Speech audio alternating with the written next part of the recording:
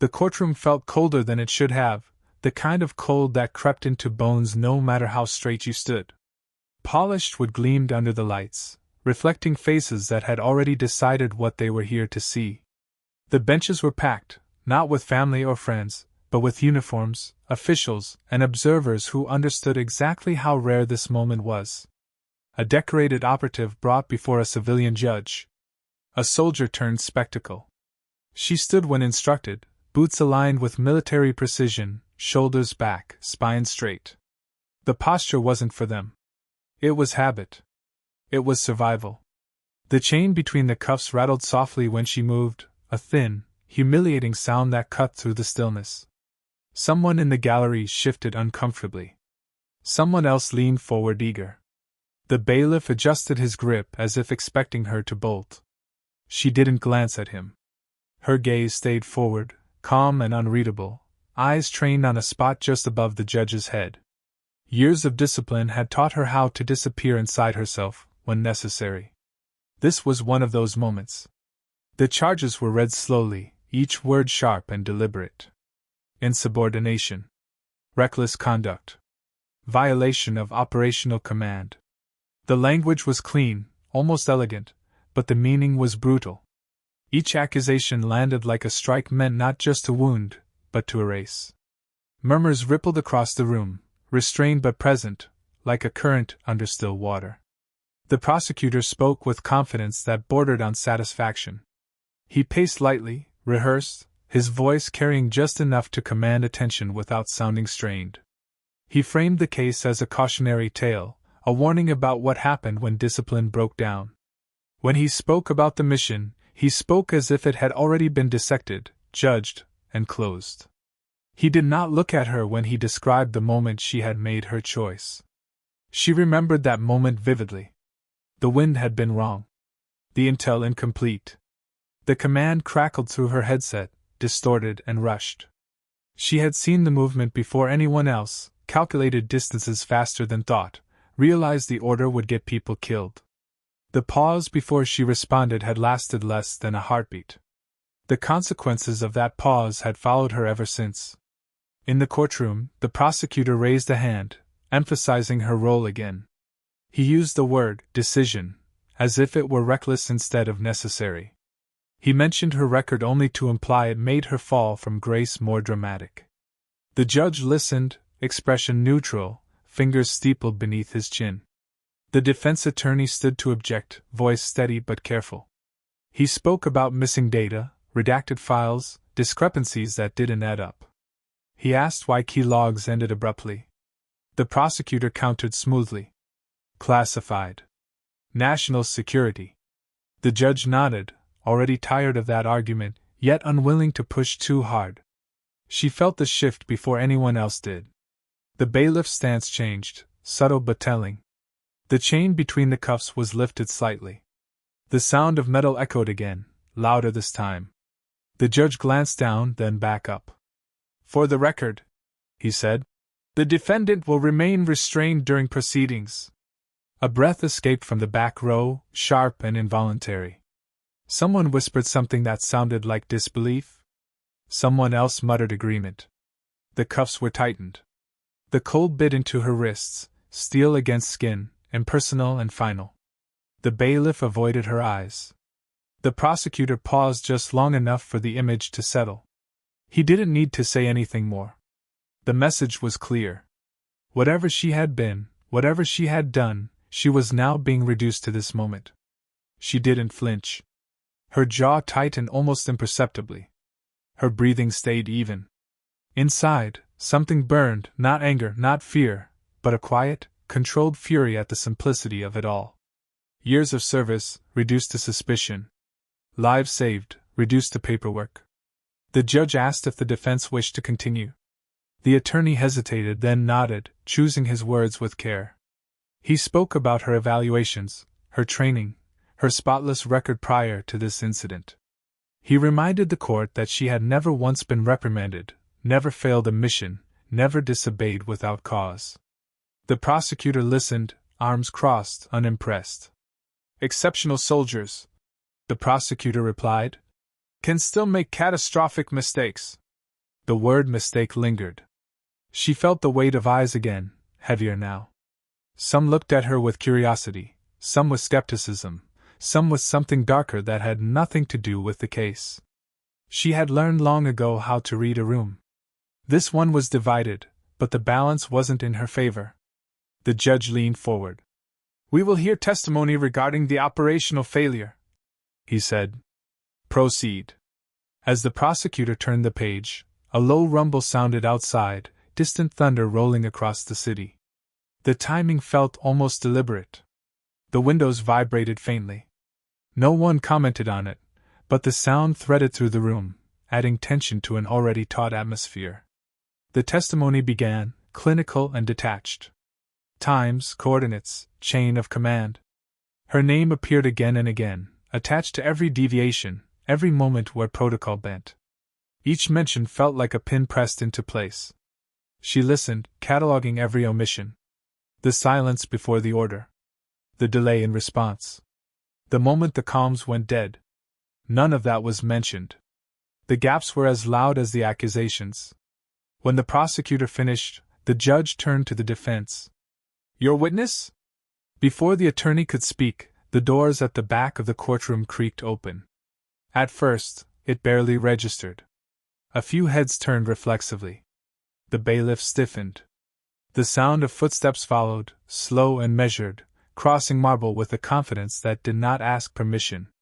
The judge frowned. "This court." He stopped mid-sentence. The footsteps continued, unhurried, each one carrying weight. Conversations died instantly. Even the prosecutor fell silent, his prepared objection dissolving as recognition spread across his face. She didn't turn right away. Years of training kept her forward-facing, disciplined. But she felt it then, a presence that shifted the air, altered the gravity of the room. When she finally looked, her breath caught, not in surprise, but in something dangerously close to relief. A uniform stood in the aisle, immaculate, adorned with insignia that commanded attention without effort. The figure removed his cap slowly, deliberately, eyes scanning the room with calm authority. The judge stood abruptly, chair scraping against the floor. The bailiff straightened to attention without being told. No one spoke. The thunder outside cracked again, louder now, closer. And for the first time since the cuffs had closed around her wrists, the balance in the room shifted. The silence after the doors opened did not break immediately. It stretched, thin and dangerous, as if the room itself was afraid to breathe. The prosecutor recovered first, clearing his throat too loudly, as though noise alone could restore his authority. He resumed speaking, but his rhythm was off now, words stumbling where they had once flowed smoothly. He pressed harder. He spoke of accountability, of the chain of command, of how no individual, no matter how skilled, could be allowed to decide which orders to follow. His voice sharpened as he talked about discipline, his eyes flicking more often now toward the aisle than the defendant. He framed the mission as a failure caused by ego, by a refusal to stay in one's place. The cuffs felt heavier with every sentence. She kept her hands still, fingers curled just enough to keep them from shaking. Inside, memories surged uninvited. The sound of gunfire echoing off stone. A teammate's breath loud in her earpiece. The moment she had recalculated, realized the extraction point was compromised, understood that following the order meant walking straight into a kill zone. The decision had not been brave. It had been necessary. The prosecutor leaned into that moment, twisting it. "She chose," he said, "to override command authority. She chose to improvise. And in doing so, she endangered the operation." A quiet scoff escaped from somewhere in the gallery before it could be stopped. The judge shot a warning glance in that direction, then turned back, expression unreadable. The defense attorney rose again, this time more forcefully. He asked why certain satellite feeds were missing. Why a key communications officer had been reassigned days after the incident. Why the official timeline contradicted internal logs. Each question landed, not with a bang, but with a dull thud that echoed longer than expected. "Classified," the prosecutor repeated, jaw tightening. The attorney nodded slowly. Classified does not mean infallible. The judge allowed it. Barely. The tension grew thicker, pressing against the walls. The Admiral remained where he was, hands clasped behind his back, listening. He did not interrupt. He did not react. His stillness was more unsettling than any outburst. The prosecutor began to sweat. He shifted tactics, turning subtly toward the gallery, toward perception. He spoke of optics, of public trust, of how allowing such behavior to go unpunished would send the wrong message. His words carried an edge that was no longer hidden. The implication was clear. Someone had to be held responsible. And she was standing right there. She felt it then, not fear, but exposure. Not just as a soldier, but as a person being judged through layers that had nothing to do with the mission. She had been in hostile territory before, surrounded by people who wanted her gone. This felt disturbingly similar. The judge leaned back, rubbing his temple. The case was slipping beyond the neat confines of paperwork and procedure. It was becoming something else. Something political. Something dangerous. The defense attorney tried again, voice calm but urgent. He spoke about commendations she had received that were not included in the file. He mentioned after-action reports that praised her judgment. He pointed out that the very people accusing her now had benefited from her decision. The prosecutor snapped back, accusing the defense of grandstanding. His tone sharpened, impatience leaking through. He gestured toward her with an open hand, as if presenting evidence rather than a human being. She made herself the authority, he said. That is not heroism. That is insubordination. The word hung there, heavy and accusatory. She swallowed once, slowly. Her gaze drifted briefly to the Admiral, then back to the judge. She wondered, not for the first time, how close she was to losing everything she had built. Not just her career, but her identity. The uniform had been more than fabric. It had been purpose. The judge finally spoke. This court will not tolerate conjecture, he said. Stick to facts. The prosecutor nodded, chastened but not defeated. He returned to the record, flipping pages with unnecessary force. He highlighted moments where communication lagged, where decisions were made without confirmation. He framed each gap as recklessness rather than chaos. Outside, rain began to fall, tapping against the windows in uneven rhythms.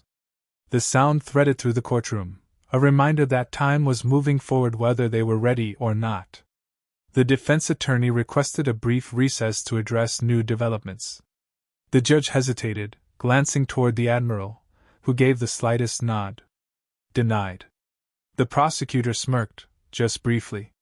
He moved toward his conclusion, voice rising again, confidence returning in waves. He spoke about precedent, about how allowing exceptions eroded structure.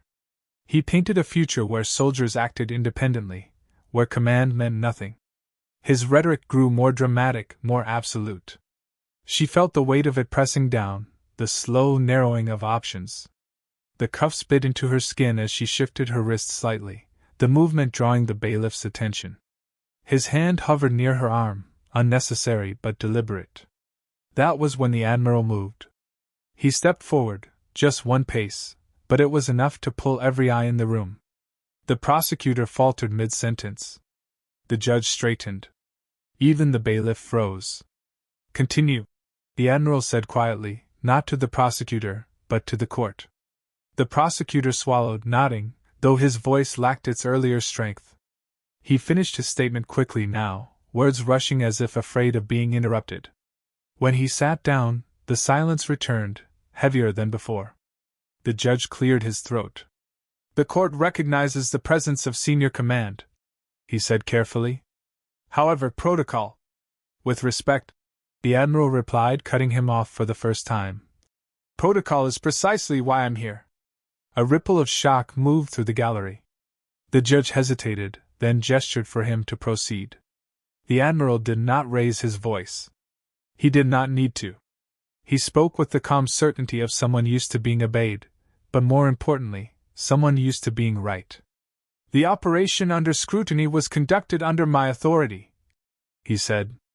The intelligence provided was incomplete. The contingency plans were insufficient. The order given did not account for real-time developments on the ground. The prosecutor started to object. The judge silenced him with a raised hand. The Admiral continued.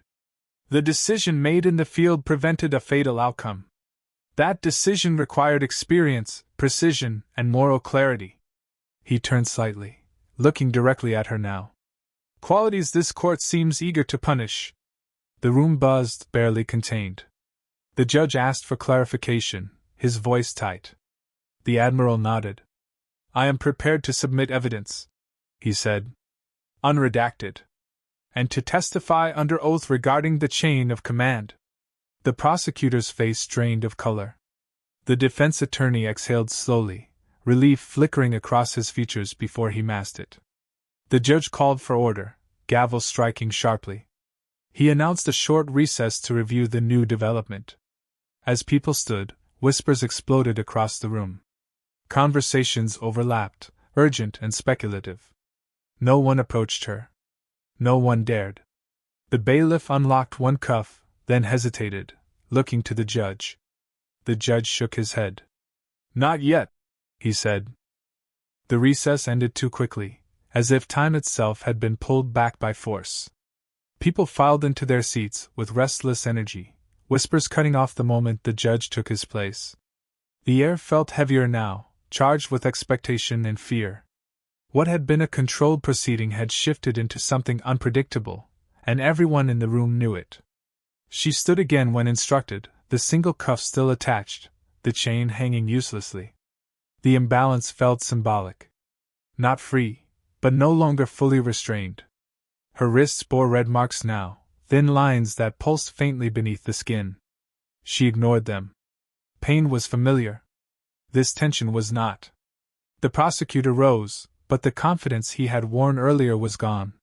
His shoulders were stiff, his movements precise in the way people become when they are trying not to show panic. He cleared his throat, glanced at his notes, then looked toward the judge. Before proceedings continue, he said, choosing each word carefully, the prosecution requests clarification regarding the scope of this intervention. The judge nodded slowly. Granted. All eyes shifted. The senior officer stepped forward again, this time moving past the aisle and closer to the bench. He carried a thick folder now, sealed and marked with bold lettering that meant nothing to most people in the room and everything to those who understood it. He placed it gently on the clerk's desk. This contains the complete operational record, he said. No redactions. No alterations. A murmur rippled through the gallery. The prosecutor stiffened. That material is authorized, came the calm reply. By me. The judge leaned forward, glasses sliding down his nose as he examined the seal. His fingers hovered over the folder, hesitant. The weight of what it represented was unmistakable. Once opened, there would be no pretending this was a routine case. The judge looked up. You are accepting responsibility for the contents? Yes. For the decisions made? Yes. For the outcome of the mission? Yes. Each answer landed harder than the last. The prosecutor attempted to regain ground, stepping closer to the bench.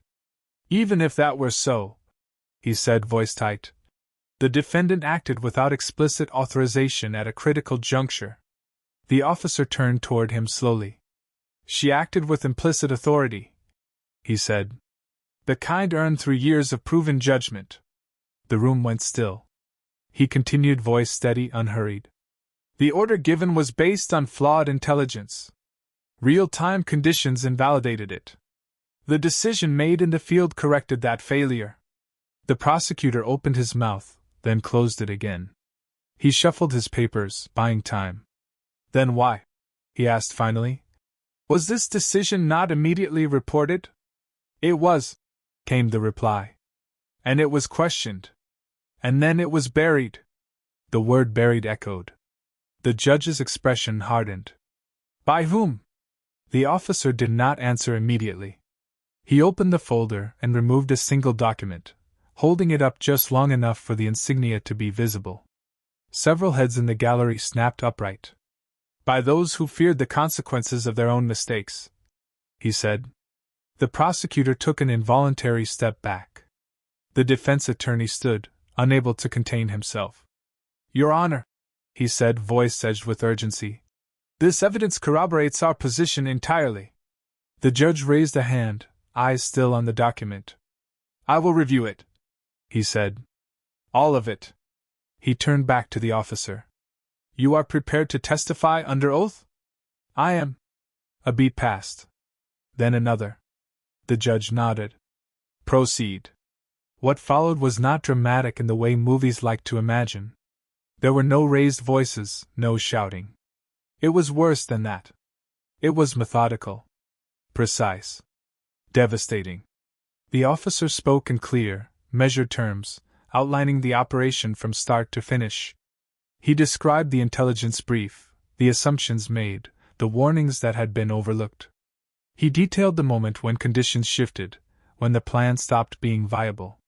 He spoke of the delay in response from command, the breakdown in communication. And then he spoke about her. He described her position, her field of view, the calculations she made in seconds that would have taken others minutes. He explained the choice she faced and the consequences of each option. He did not embellish. He did not dramatize. He simply stated facts. She chose the option that preserved life, he said. At personal cost. The prosecutor attempted to cross-examine, but each question only tightened the noose. Every attempt to frame her decision as reckless was met with data. Timelines. Coordinates. Independent confirmations. The gaps in the official report became impossible to ignore. At one point, the prosecutor's voice cracked. He asked why, if the decision was so clearly justified, disciplinary action had followed. The officer met his gaze evenly. Because someone needed a shield. The words hit like a blow. The judge shifted in his seat, discomfort evident now. He asked for clarification, and the answer came without hesitation. Failures at higher levels of command, the officer said. Failures that would have ended careers. The gallery buzzed again, louder this time. The judge struck the gavel sharply. Order. She listened to it all, heart pounding, not from fear but from the strange disorientation of being seen. Truly seen. Not as a problem to be managed, but as a professional whose actions mattered. When the questioning ended, the judge leaned back, exhaling slowly. He removed his glasses and rubbed his eyes. The weight of the decision ahead pressed visibly on him. He turned to her then, directly for the first time. Do you wish to speak? He asked. The room held its breath. She considered it. There were things she could say. Things she wanted to say. About the moment of choice. About the cost of obedience without thought. About the burden of being judged by people who had never been where she stood. But she also knew something else now. She didn't need to. No, Your Honor, she said quietly. I stand by my actions. The simplicity of it cut through the noise. The judge nodded once. He glanced at the prosecutor, whose shoulders had slumped, then at the defense attorney, whose eyes shone with restrained triumph. Finally, he looked back at the officer. I will take this under advisement, he said. However, given the evidence presented, this court recognizes that the matter before us is no longer limited to the defendant's conduct. The implication was clear. He banged the gavel. Court is adjourned until final determination. As people rose, the tension did not release.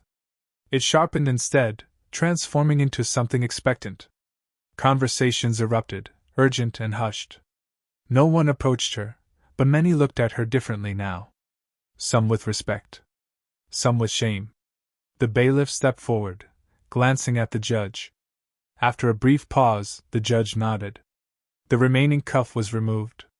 The chain fell away completely this time, clinking softly as it hit the floor. She flexed her hands slowly, feeling blood rush back into her fingers. The marks would fade. The memory would not. The officer paused beside her as the room emptied again. This isn't over, he said quietly. I know, she replied. But it's moving in the right direction. She nodded once, eyes forward. As she walked toward the exit, the storm outside began to break, light filtering through the windows in thin, uncertain beams.